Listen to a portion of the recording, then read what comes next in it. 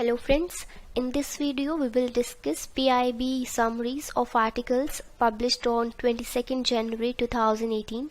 These articles have been selected keeping in mind the syllabus of RBI Grade B and NABARD Grade A and Grade B 2018 exams. So let us now discuss these articles in detail in the following slides. For 22nd January, there are only two topics relevant for the exam. The first one is the World Bank Loan Agreement to improve access to water supply services, and the second topic is National Conference of National Handicapped Finance and Development Corporation, which was recently held. First topic relates to World Bank Loan Agreement to improve water supply services. This particular agreement has been signed by three parties. The first one is Government of India, then Government of Uttarakhand and the World Bank. World Bank has signed a $120 million loan agreement with Government of India and Government of Uttarakhand. This loan is basically being provided by International Bank for Reconstruction and Development, which is a part of World Bank Group. World Bank Group is a group of 5 institutions which are collectively called as World Bank Group, and these are out of these 5, India is member of only 4, and it is the International Center for Settlement of Investment Disputes, termed as ICSID, of which India is not a member. Otherwise, for the rest of the institutions of World Bank, India is a member country.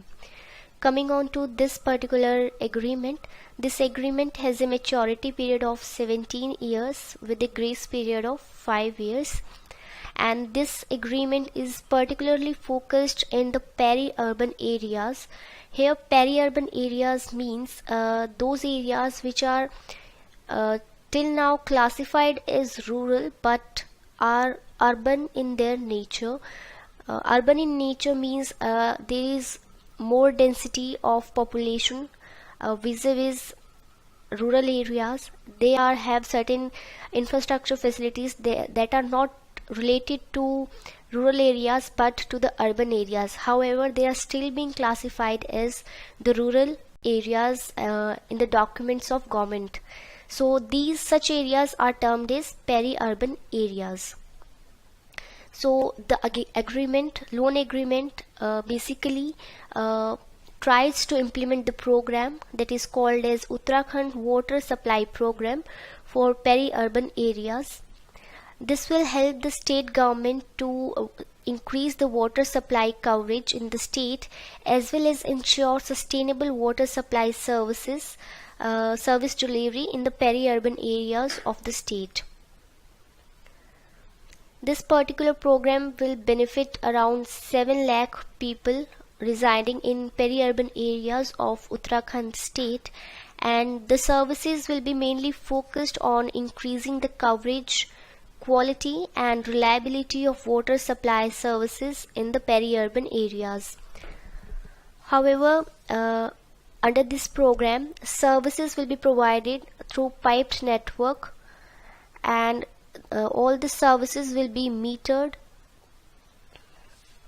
All the connections will be metered, and there will be proper user charges along with transparent subsidies to avail the services of water supply in peri-urban areas.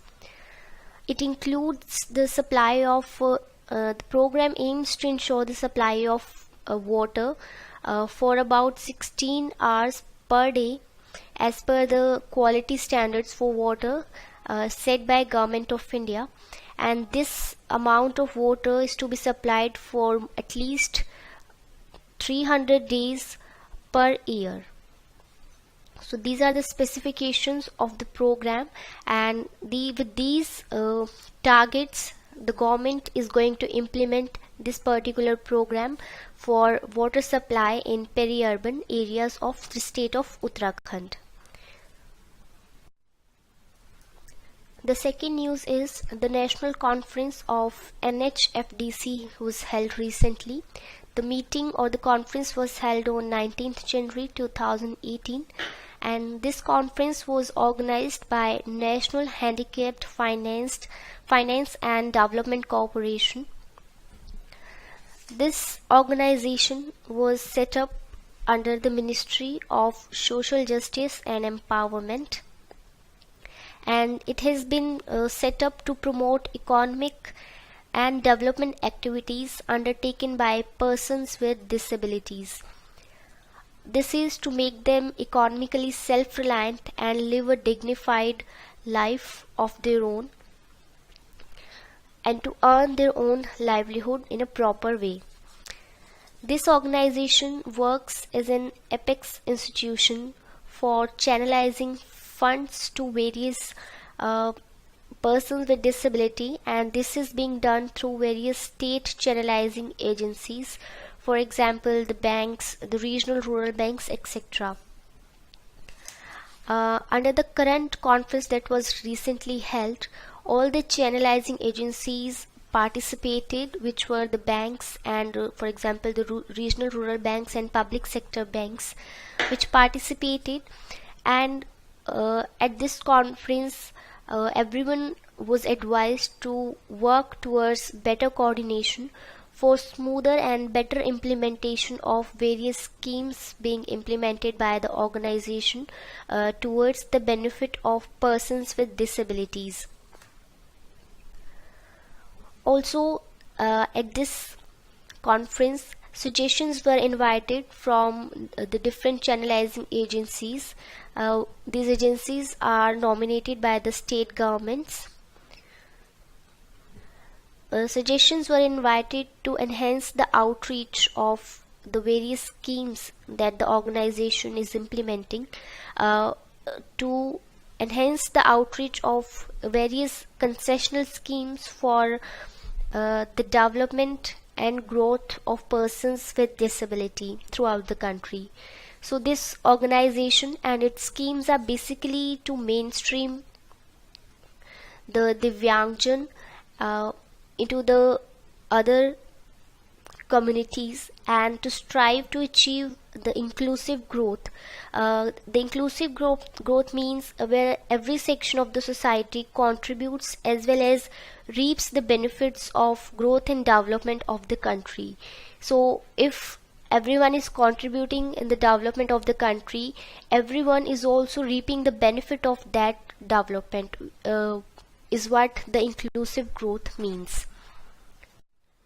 So this was all for 22nd January 2018.